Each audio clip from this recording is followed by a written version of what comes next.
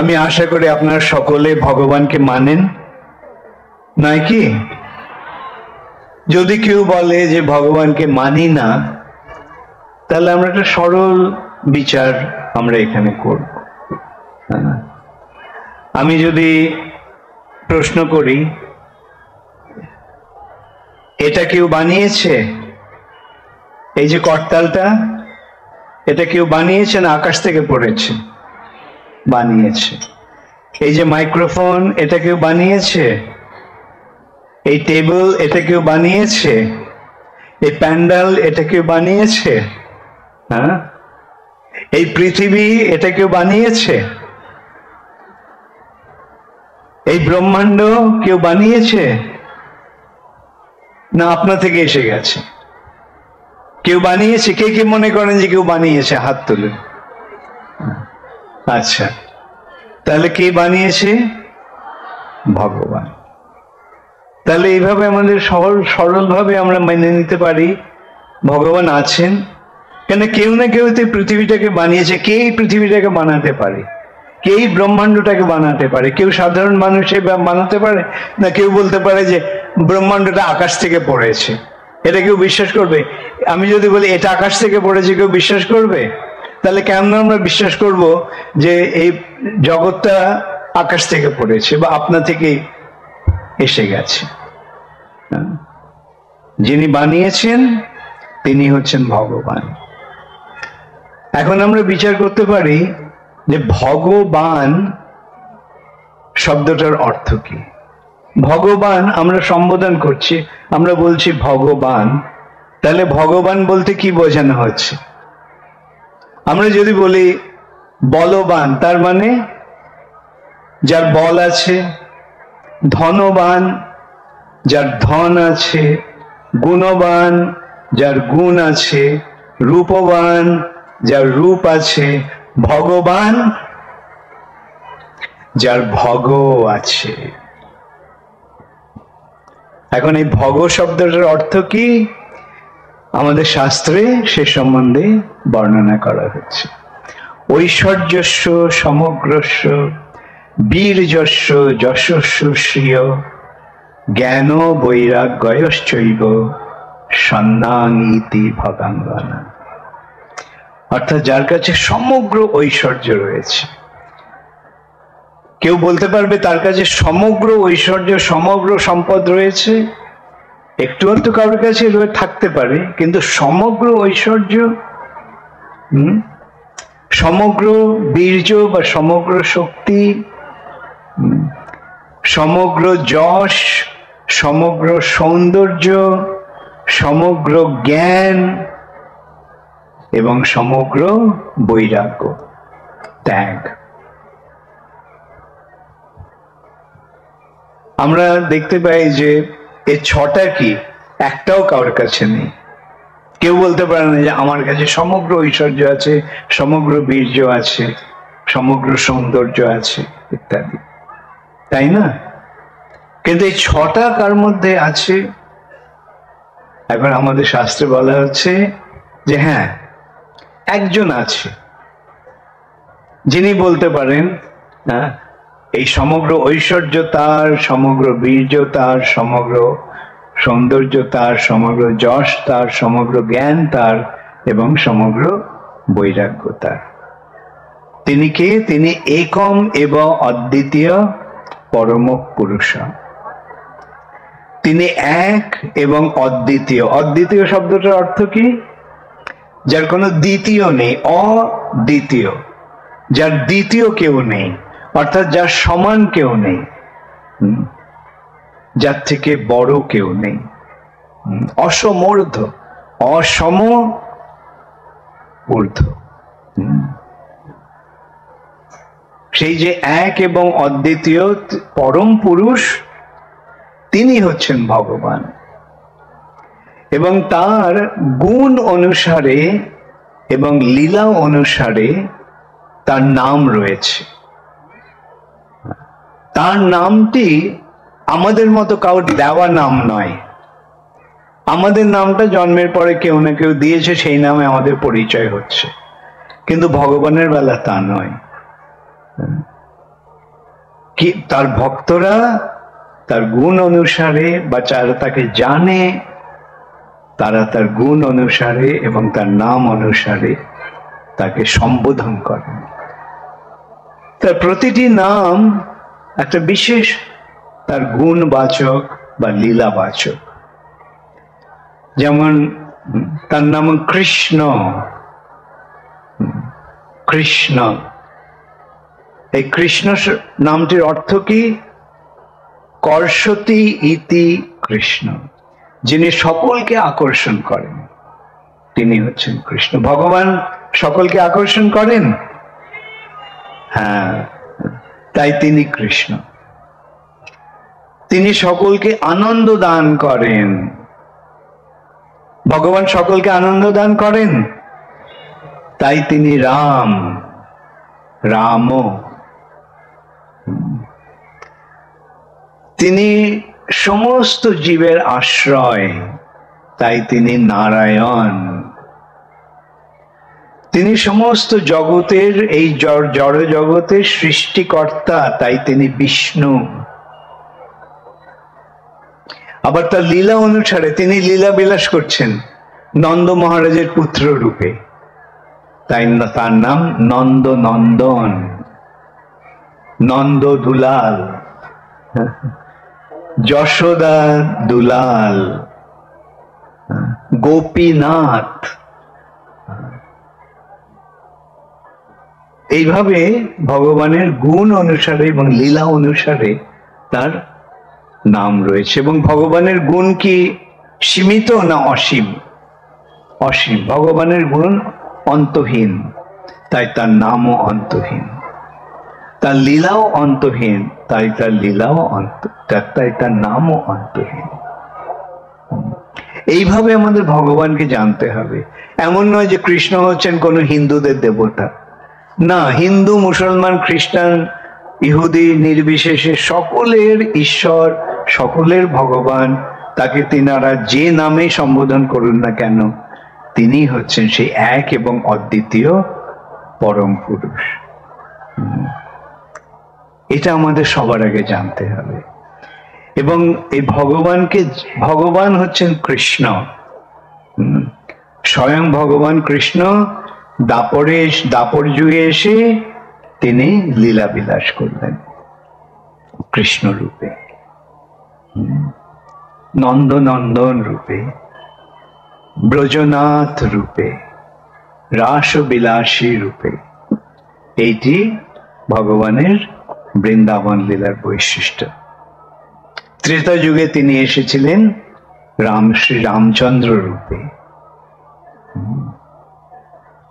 এবং সত্য যুগে তিনি এসেছেন নরসিংহ রূপে, বরাহ রূপে, এবং যুগাবতার সত্য যুগে হচ্ছে হংসাবতার। তিনি এসে যুগ ধর্ম যে ধ্যান সেই শিক্ষা দিয়েছেন। হ্যাঁ, এই সূত্রে 4টে যুগ রয়েছে। সেই 4টে যুগ আপনারা নিশ্চয় সকলে জানেন। সেই 4টে যুগ হচ্ছে সত্য যুগ, ত্রেতা যুগ, দাপর যুগ এবং কলি যুগ। সত্য যুগের যুগ ধর্ম হচ্ছে ধ্যান।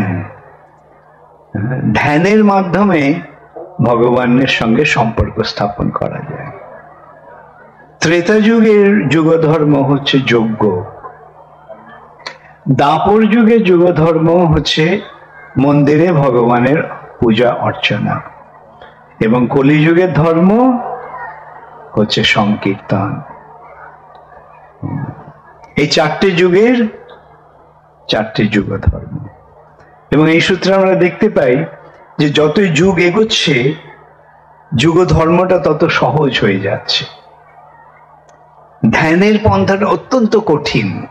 ধ্যানের মাধ্যমে হৃদয়ের অন্তঃস্থলে পরমাত্মা রূপী ভগবানকে দর্শন করা অত্যন্ত কঠিন, কিন্তু সত্যযুগের মানুষের পক্ষে সেটা সম্ভব ছিল।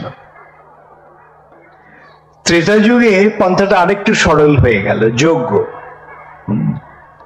তবে যজ্ঞতে কি করতে হয়? যজ্ঞের যে হোতা বা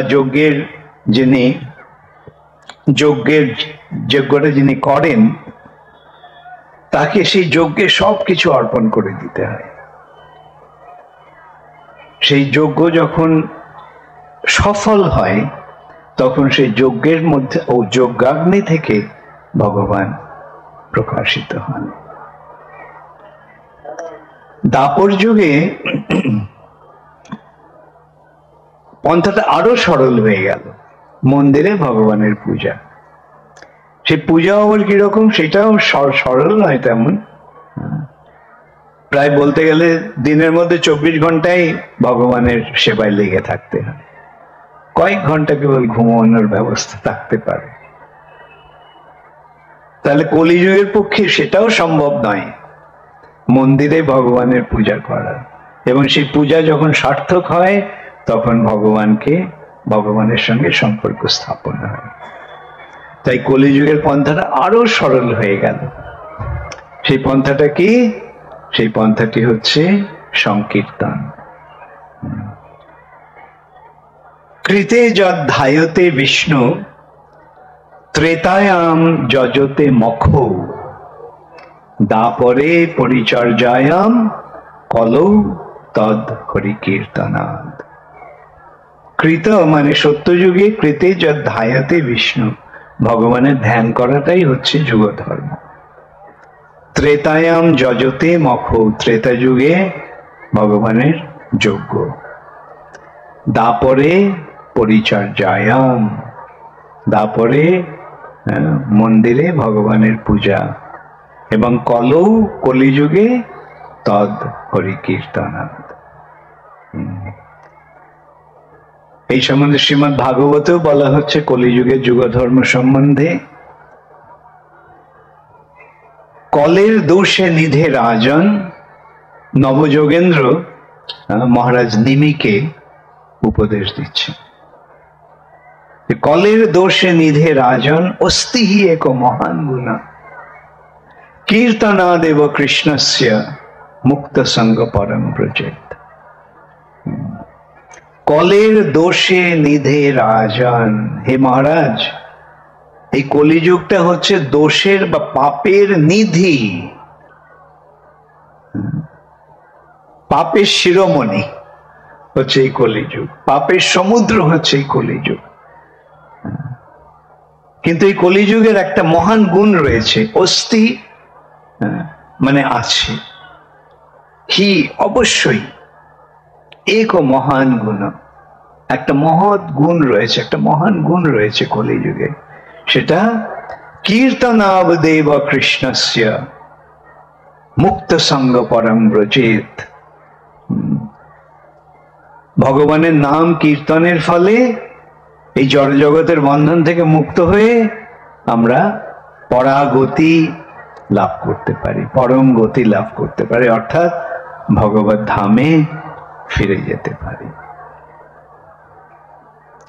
বৃহৎ নারদীয় পুরাণে বলা হচ্ছে হরের নাম হরের নাম হরের নামৈব কেবলম কলৌ নাস্তে বা নাস্তে বা নাস্তে বা গতিরন্যথা। এই কলিযুগে এই হরিনাম ছাড়া আর কোনো গতি নেই, আর কোনো গতি নেই, আর কোনো গতি নেই। এখন এই যুগ ধর্ম প্রবর্তন করার জন্য কৃষ্ণ এলেন কলিযুগে। কৃষ্ণ কিভাবে এলেন কলিযুগে? তিনি ভগবান রূপে এলেন না, তিনি ভক্ত রূপে এলেন, এবং সেই ভক্তরূপী ভগবান কে? শ্রী কৃষ্ণ চৈতন্য মহাপ্রভু। যেহেতু কলিযুগে অনেক অসৎ অজ্ঞ ব্যক্তিরা নিজেদের ভগবান বলে প্রচার করার চেষ্টা করবে বা করছে, সেই জন্য ভগবান কলিযুগে ভগবান হয়ে এলেন না, তিনি ভক্ত রূপে এসে শেখাচ্ছেন কে ভগবান। তিনি দেখিয়ে দিচ্ছেন কৃষ্ণস্তু ভগবান স্বয়ং, এই কৃষ্ণই হচ্ছেন ভগবান। এই সূত্রে আমাদের পরমারাধ্য গুরুদেব শ্রীল প্রভুপাদের একটা সুন্দর দৃষ্টান্ত আমার মনে পড়ছে। বম্বেতে প্রভুপাদ তখন ছিলেন। বম্বের একজন বিশিষ্ট ব্যক্তি আমি বলবো না, এক বিশিষ্ট ব্যক্তির পুত্র প্রভুপাদের সঙ্গে সাক্ষাৎ করতে এসেছেন। তো এসে বলছেন যে আমি অমুক ভগবানকে মানি, আমি অমুক ভগবানের অনুগামী। প্রভুপাদ বললেন, ও তাই নাকি, তোমার ওই ব্যক্তিটি ভগবান? আচ্ছা, তাহলে আমার একটা চ্যালেঞ্জ আমি তোমার ভগবানকে দিচ্ছি। কি চ্যালেঞ্জ? না, তুমি বলো যে ওই টেবিলটা বাঁ হাত দিয়ে তুলে 7 মিনিট ধরে রাখতে হবে। এক হাতে টেবিলটা তুলে 7 মিনিট ধরে রাখতে হবে।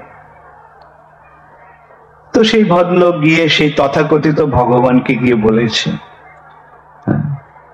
যে ভক্তিবেদান্ত স্বামী আপনাকে একটা চ্যালেঞ্জ পাঠিয়েছে। কি না, এই টেবিলটা আপনি বাঁ হাত দিয়ে তুলে 7 মিনিট এটাকে ধরে রাখতে হবে।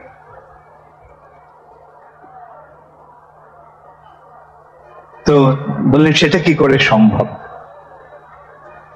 তো সেই ব্যক্তিটি প্রভুপাদের কাছে গিয়ে বলেছে যে এইটাই তার উত্তর ছিল, সেটা কি করে সম্ভব। তখন প্রভুপাদ বললেন যে দেখো, কৃষ্ণ 7 বছর বয়সে গিরি গোবর্ধন বাঁ হাত দিয়ে তুলে 7 দিন ধরে রেখেছিল। তাহলে কৃষ্ণ যদি 7 দিন ধরে একটা পর্বত তুলে রাখতে পারে, তাহলে তোমার তথাকথিত ভগবানের টেবিল তুলে 7 মিনিট রাখতে পারে না?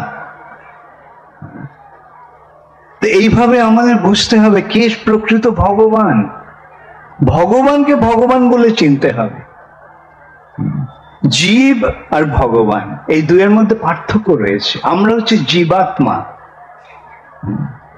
আর তিনি হচ্ছেন পরমেশ্বর বা পরম আত্মা, পরম ঈশ্বর। এই সময় আমাদের শাস্ত্রে একটা সুন্দর দৃষ্টান্ত দেওয়া হচ্ছে যে সূর্য আর সূর্য কিরণ। সূর্যের কিরণ, সূর্যের থেকে যে কিরণগুলো বেরোচ্ছে, সূর্য রশ্মি, সেগুলি ছোট ছোট সূর্যের কিরণ কণা, তাই না? গুণগতভাবে সেগুলি সূর্যের সঙ্গে এক। সূর্যের যেমন আলো আছে, কিরণের আলো আছে, সূর্যের তাপ আছে, কিরণের তাপ আছে। কিন্তু কেউ কি বলে যে কিরণটা সূর্য? কিরণটা হচ্ছে সূর্যের অংশ। তেমনি কৃষ্ণ হচ্ছেন পূর্ণ, আর আমরা হচ্ছি তার অংশ। গুণগতভাবে আমরা এক, কিন্তু আয়তনগতভাবে আমরা ভিন্ন। যেমন এক বিন্দু জল আর একটা সাগর, দুটোই জল। সাগরের গুণ বিন্দুতেও রয়েছে, আবার সাগরেও রয়েছে, কিন্তু বিন্দুটা ক্ষুদ্র আর সাগরটা অসীম। এইভাবে আমাদের ভগবানের সঙ্গে আমাদের পার্থক্যটা উপলব্ধি করতে হবে, বুঝতে হবে। জীব কখনো ভগবান হতে পারে না। জীব দুটো অবস্থায় থাকতে পারে, বদ্ধ অবস্থায় থাকতে পারে অথবা মুক্ত অবস্থায় থাকতে পারে। যখন আমরা ভগবান থেকে বিচ্ছিন্ন হয়ে যাই, তখন আমরা বদ্ধ জীব বা জড়জগতের বন্ধনে আবদ্ধ জীব। আর যখন আমরা ভগবানের সঙ্গে যুক্ত থাকি, তখন আমরা মুক্ত জীব। এই সম্বন্ধে আমাদের শাস্ত্রে খুব সুন্দর একটা দৃষ্টান্ত আছে। আগুনের স্ফুলিঙ্গ, স্ফুলিঙ্গটা আগুন, কিন্তু স্ফুলিঙ্গটা যখন আগুন থেকে বেরিয়ে আসে, তার মধ্যে আগুনের গুণগুলি থাকে না। বেরিয়ে এসে ছায়ের গাদাতে পড়ে সেটা স্ফুলিঙ্গটা কি হয়ে গেল? ছাই হয়ে গেল। ঠিক তেমনি আমরা যখন ভগবান থেকে বিচ্ছিন্ন হয়ে পড়ি, আলাদা হয়ে পড়ি, তখন সেই যে ভগবানের যে গুণগুলি, যে সৎ চিৎ আনন্দ, নিত্য চিন্ময় আনন্দময়, এই তিনটি ভগবানের গুণ। সচ্চিদানন্দ বিগ্রহ। সৎ মানে নিত্য, চিৎ মানে চেতন, আর আনন্দ আনন্দময়। এই যে গুণটি তিনটি চিন্ময় গুণ, এগুলো আমরা হারিয়ে ফেলি। হারিয়ে ফেলে আমাদের এই যে চিন্ময় স্বরূপ, যে আমরা যে আত্মা, সেটা ভুলে গিয়ে আমরা আমাদের দেহটাকে আমাদের স্বরূপ বলে মনে করি।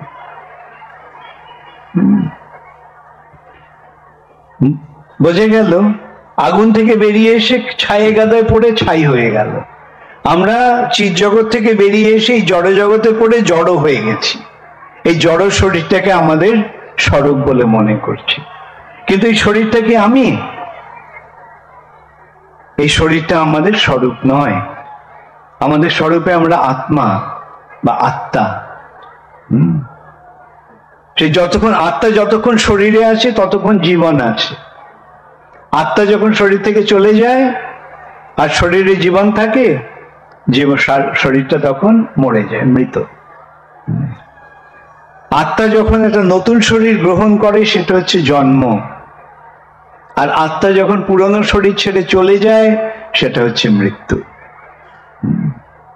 তো এইভাবে আমাদের বুঝতে হবে যে এই শরীরটা হচ্ছে একটা আবরণ। আচ্ছা, আপনারা এখানে কে কে ভগবত গীতা পড়ছেন? হাত তুলেন।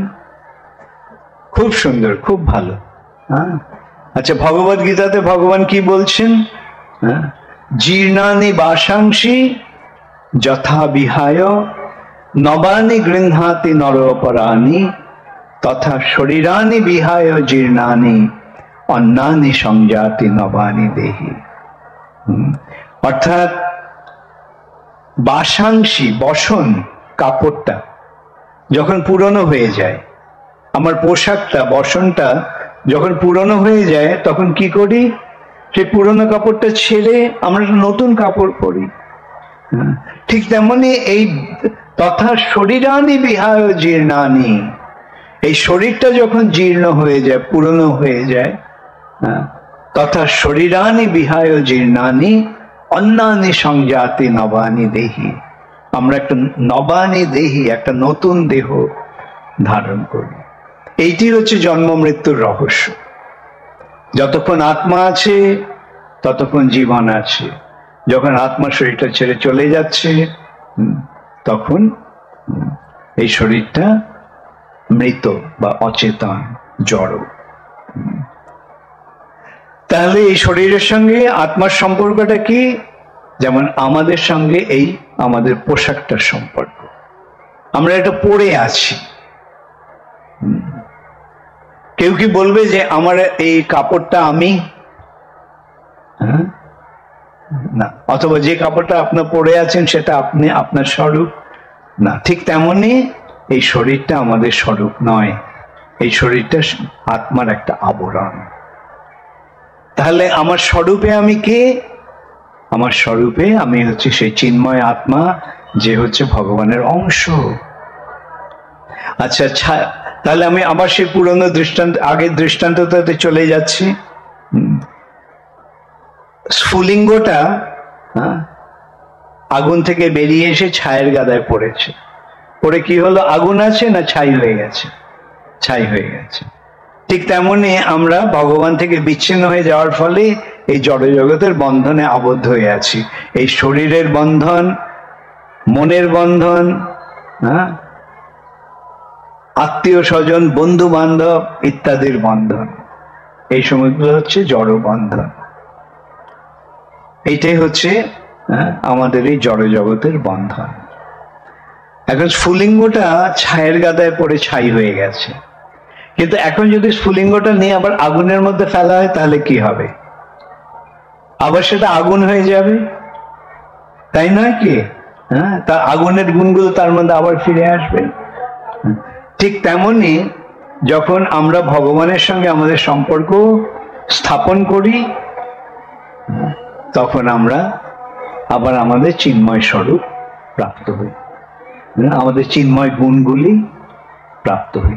এখন প্রশ্ন হচ্ছে যে ভগবানের সঙ্গে সম্পর্ক স্থাপন করার পন্থাটি কি, কিভাবে ভগবানের সঙ্গে সম্পর্ক স্থাপন করা যায়। এখানে আমরা বিচার করে দেখি যে আপনারা মনে করুন যে কারোর সঙ্গে আপনার সম্পর্ক আছে, যেমন আপনারা যারা পিতা মাতা, আপনাদের সন্তানের সঙ্গে আপনাদের সম্পর্ক আছে, পতির সঙ্গে পত্নীর সম্পর্ক আছে, পত্নীর সঙ্গে পতির সম্পর্ক আছে, ভাইয়ের সঙ্গে ভাইয়ের সম্পর্ক আছে, বন্ধুর সঙ্গে বন্ধুত্বের সম্পর্ক আছে। তাহলে এই সম্পর্কগুলি কখন স্থাপিত হচ্ছে? এই সম্পর্কগুলি কখন হচ্ছে? যখন ভালোবাসা রয়েছে, তাই না? ভালোবাসা না থাকলে সম্পর্ক, মা যদি ছেলেকে ভালো না বাসতো তাহলে মায়ের সঙ্গে ছেলের সম্পর্ক হতো?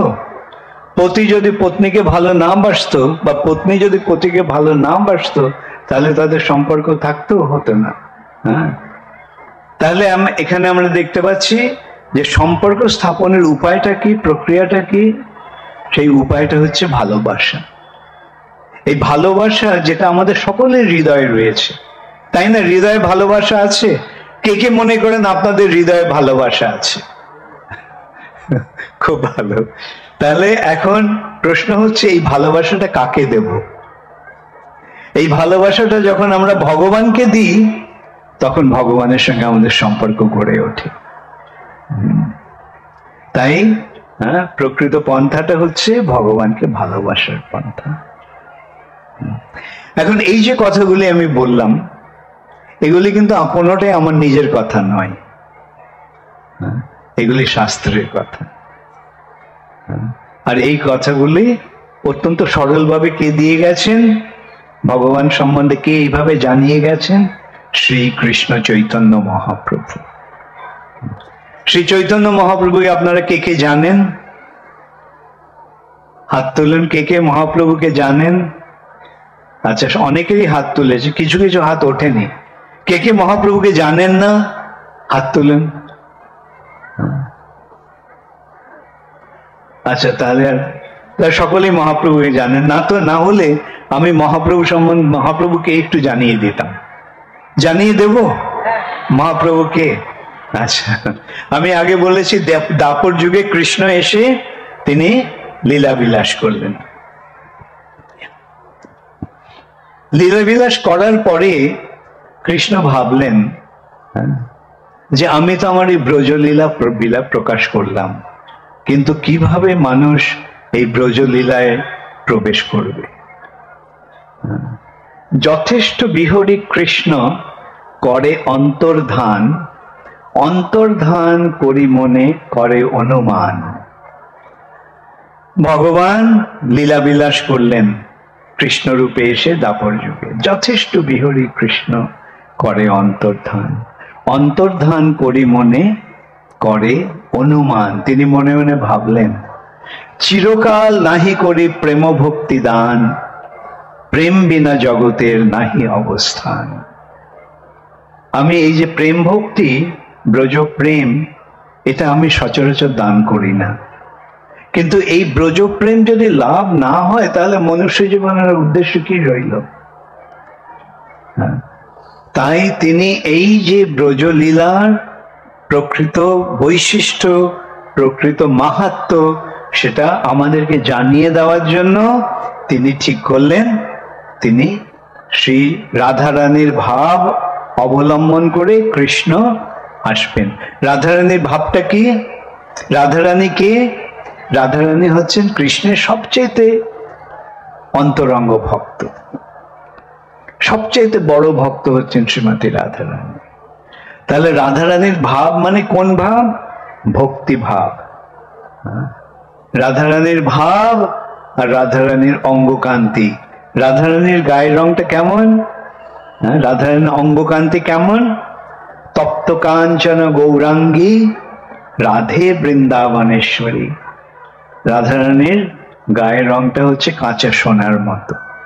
সেটা আরো আবার বিশ্লেষণ করে বলা হচ্ছে, কুমকুমাক্ত কাঞ্চনাব্জ গর্ভহারি গৌরভা পীত নাঞ্চিতাব্জ গন্ধ কীর্তি নিন্দে সৌরভা। সোনার সঙ্গে যদি কুমকুম মেশানো হয়, কুমকুমের রংটা কিরকম? লাল। আর সেই লালটা যখন সোনার সঙ্গে মিশবে তখন যেই রংটা হয় সেই রংটার গর্বকে হরণ করছে, গর্বহা। অর্থাৎ সেই রংটার থেকে আরো উজ্জ্বল হচ্ছে রাধারানীর গায়ের রং।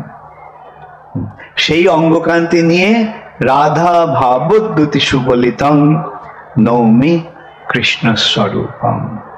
রাধারানীর ভাব আর রাধারানীর অঙ্গকান্তি অবলম্বন করে শ্রীকৃষ্ণ এলেন। যেই কৃষ্ণ তিনি হচ্ছেন শ্রী চৈতন্য মহাপ্রভু। শ্রীকৃষ্ণ চৈতন্য রাধা কৃষ্ণ নহে অন্য। এই শ্রীকৃষ্ণ চৈতন্য মহাপ্রভু হচ্ছেন রাধা কৃষ্ণের মিলিত প্রকাশ। রাধা ভাবোদ্যুতি সুবলিতং নৌমি কৃষ্ণ স্বরূপম। তো তিনি হচ্ছেন শ্রী চৈতন্য মহাপ্রভু। এসে তিনি কি ভগবান কি করছেন? ভক্ত ভাব অবলম্বন করে এসেছেন। তিনি ভক্ত রূপে তিনি লীলা বিলাস করছেন। আর সেই চৈতন্য মহাপ্রভু কোথায় এসেছেন? তিনি কোথায় আবির্ভূত হলেন? নবদ্বীপে। নবদ্বীপ কোথায়? এই গৌরমণ্ডল বা বঙ্গভূমিতে। এইভাবে এই বঙ্গভূমিতে অবতীর্ণ হয়ে শ্রী চৈতন্য মহাপ্রভু এই বঙ্গভূমিকে ধন্যাতি ধন্য করে গেছে। এটা আমাদের অত্যন্ত সৌভাগ্যের বিষয় যে মহাপ্রভু এখানে এসেছেন। মহাপ্রভু এই যে যেই ভাষায় আমরা কথা বলছি সেই ভাষায় মহাপ্রভু কথা বলেছেন। এই ভাষায়, এইভাবে, এই স্থানে তিনি তার ভক্তদের সঙ্গে লীলা বিলাস করেছেন। শ্রীকৃষ্ণ চৈতন্য প্রভু জীবে দয়া করি সপার্ষদ স্বীয় ধাম সহ অবতরী, অত্যন্ত দুর্লভ প্রেম করিবারে দান, শিখায় শরণাগতি ভকতের প্রাণ। শ্রীকৃষ্ণ চৈতন্য মহাপ্রভু জীবদের দয়া করার জন্য জীবে দয়া করি সপার্ষদ স্বীয় ধাম সহ অবতরী। তিনি কিভাবে এলেন? তার পার্ষদদের নিয়ে, তার ধাম নিয়ে। সপার্ষদ স্বীয় ধাম সহ অবতরী, অত্যন্ত দুর্লভ প্রেম করিবারে দান। অত্যন্ত দুর্লভ প্রেম। এই যে কৃষ্ণ প্রেম, এটা ব্রহ্মারও দুর্লভ। ব্রহ্মারও দুর্লভ প্রেম সবাকারে যাচে। তিনি যেচে যেচে সকলকে এই কৃষ্ণ প্রেম দান করছেন, যেটা ব্রহ্মার দুর্লভ, যেটা শিবেরও দুর্লভ। সেই কৃষ্ণ প্রেম তিনি দান করছেন। এইভাবে তিনি জীবকে কৃপা করলেন, জীবদের কৃপা করেছেন, আমাদের কৃপা করেছেন। তাই জন্য শ্রী চৈতন্য মহাপ্রভুকে জানবার চেষ্টা করতে হবে। আর দেখুন, মহাপ্রভু সম্বন্ধীয় বহু সমস্ত গ্রন্থাবলী বাংলা ভাষাতে রয়েছে। এটা আমাদের কত সৌভাগ্য। শ্রীল প্রভুপাদ চৈতন্য চরিতামৃত ইংরেজি ভাষায় অনুবাদ করেছেন। আর তার ফলে আজকে কি হয়েছে? সারা পৃথিবী জুড়ে মানুষ এই চৈতন্য মহাপ্রভুর পদাঙ্ক অনুসরণ করে চৈতন্য মহাপ্রভুর ভক্ত হচ্ছে। অত্যন্ত দুর্লভ যে কৃষ্ণ প্রেম, সেই কৃষ্ণ প্রেম লাভ করছেন। অত্যন্ত দুর্লভ প্রেম করিবারে দান, শিখায় শরণাগতি। শরণাগতি মানে ভগবানের শরণ নেওয়ার পন্থা, ভগবানের কাছে আত্মনিবেদন করার পন্থা, ভগবানের কাছে নিজেদের সমর্পণ করে দেওয়ার পন্থা। আমার নাহি তো আমি, আমি আর আমার রইলাম না, তোমার চরণে আমি নিজেকে সমর্পণ করে নিজেকে উৎসর্গ করে আমি তোমার হয়ে গেলাম। এইটি হচ্ছে ভক্তির বৈশিষ্ট্য। আমরা তখন আমার থাকছি না, আমরা ভগবানের হয়ে যাচ্ছি। আর ভগবান যদি ভগবান আমাদের গ্রহণ করেন, তাহলে আর কি ভয়, আর কি চিন্তা? যিনি সমস্ত জগতের মালিক, যিনি সমস্ত জগতের নিয়ন্ত্রণকারী, তিনি যদি আমাদের রক্ষণাবেক্ষণ করেন, তাহলে আমাদের আর কি চিন্তা থাকতে পারে? সেই শিক্ষাটি শ্রী চৈতন্য মহাপ্রভু শ্রী চৈতন্য মহাপ্রভু দিয়ে গেছেন। এইভাবে আমরা শ্রী চৈতন্য মহাপ্রভুর কৃপা লাভ করতে পারছি। শ্রী চৈতন্য মহাপ্রভুর শিক্ষা কি? শ্রী চৈতন্য মহাপ্রভুর শিক্ষা হচ্ছে আরাধ্য ভগবান। আমাদের পরম আরাধ্য কে? পরমেশ্বর ভগবান, আরাধ্য ভগবান। সেই ভগবানকে ব্রজেশ তনয়, ব্রজের ঈশ্বর বা ব্রজের রাজা, বৃন্দাবনের রাজাকে নন্দ মহারাজ। সেই যে কৃষ্ণ, তিনি নন্দ মহারাজের পুত্র। আরাধ্য ভগবান ব্রজেশ তনয়, স্তদ্ধাম বৃন্দাবনম, তার ধাম হচ্ছে বৃন্দাবন। তিনি কোথায়? তার ধাম মানে তিনি কোথায় নিরন্তর বিরাজ করেন? বৃন্দাবনে। স্তদ্ধাম বৃন্দাবনম। সেই সূত্রে আমরা এটাও বলতে পারি যে ভগবানকে, পরমেশ্বর ভগবানকে শ্রীকৃষ্ণ চৈতন্য মহাপ্রভু, যদিও তিনি ভক্ত রূপে এসেছেন, তিনি হচ্ছেন স্বয়ং ভগবান। তার ধাম কোনটা? তার ধাম নবদ্বীপ। বৃন্দাবন যেমন মথুরা মণ্ডলে, নবদ্বীপ গৌর মণ্ডলে। অতএব নবদ্বীপ আর বৃন্দাবনে কোনো পার্থক্য নেই, কোনো ভেদ নেই। স্তদ্ধাম বৃন্দাবনম। রম্মা কাচিদ উপাসনা ব্রজবধূ বর্গেন যা কল্পিতা।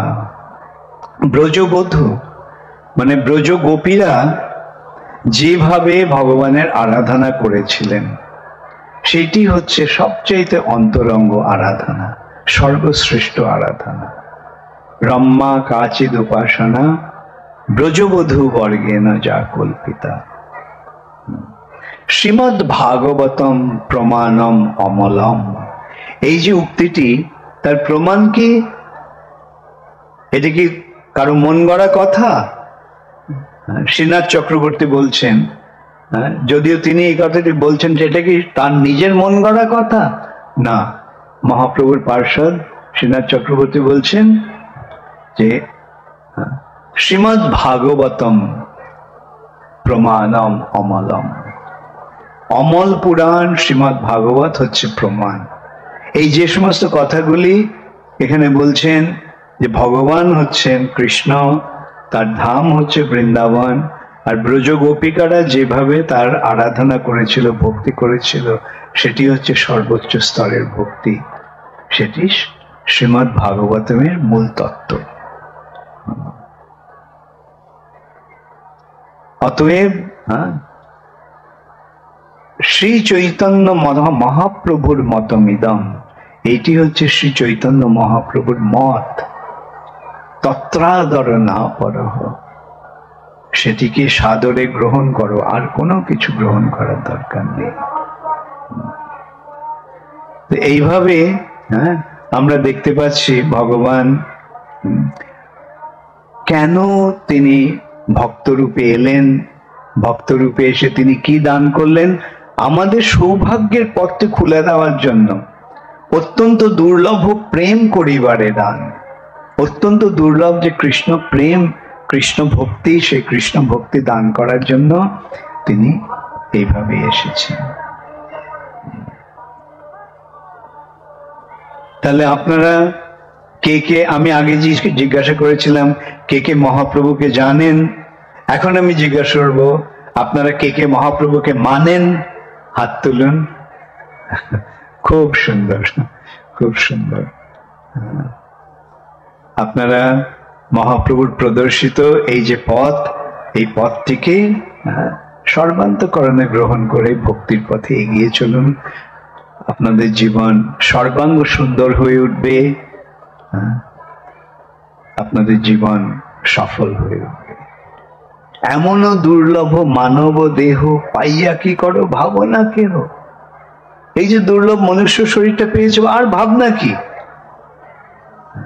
এখন এই সুযোগটি সদ্ব্যবহার করে নন্দনন্দন শ্রীকৃষ্ণের পূজা করো, ভক্তি করো। কিন্তু এবে না ভজিলে যশোদা সুত পরমে পড়িবে লাজে। এই মনুষ্য জীবন পাওয়া সত্ত্বেও যদি যশোদানন্দন শ্রীকৃষ্ণের আরাধনা না হয়, তাহলে চরম লজ্জায় পড়তে হবে। মৃত্যুর সময় মনে হবে, আহা এত সুন্দর একটা সুযোগ পেলাম, কিন্তু তার সদ্ব্যবহার করতে পারলাম না। অতএব সকলে মহাপ্রভুর প্রদর্শন